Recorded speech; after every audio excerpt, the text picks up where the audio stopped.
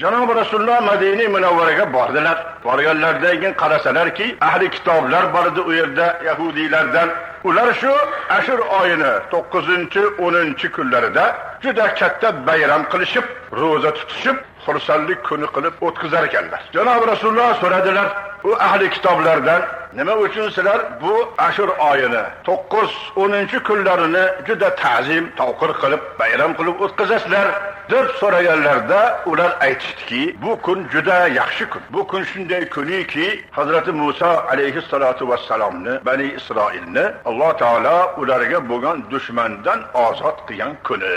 Fir'avnning sharridan qutulgan kun. Ana shuning uchun biz shu kunlarni hurmat qilamiz, roza tutamiz, ibodat qilamiz dedilar. Janob Rasululloh mana ko'rasizmi, islom dinida ta'assub yo'q. Islom dini barcha dinlarga bir nazarda qaraydi. Haqni haq deydi, nohaqni nohaq. Sizlarki Hazrati Musoning najotlari uchun roza tutishga boshlagan bo'lsalar dedilar Janob payg'ambarimiz. U kishini najotlariga sabab bo'lgan kunni hurmat qilishga sizlardan ham ko'ra men haqliroman dedilar Janob. O'zlari roza tutib boshladilar. Sahobalarga sizlar ham roza tutinglar dedilar. Bu payg'ambarimizni Madinaga borganlarda birinchi yilda bo'lgan gap. Ana shuning uchun Ashur oyida Rasululloh roza tutdilar. Sahoba ikromlar ham roza tutishga boshladilar.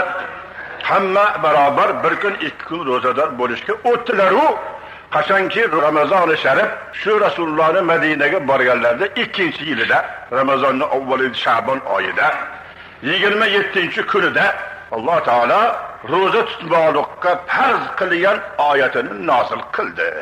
Ana endi Allohning muqarrari farzi roza bo'lib qoldi. Hazrat Musoni hurmat qilgan kunlariga ham ahli kitoblarini hurmat qilgan kunlariga muvaffaqat etib, Janob Rasululloh tutgan rozalari haqida aytdilarki, kim xolasa endi tutsin, xolamasa tutmasin dedilar. Demak, Ashur oyida tutiladigan roza ixtiyorli bo'lib qoldi.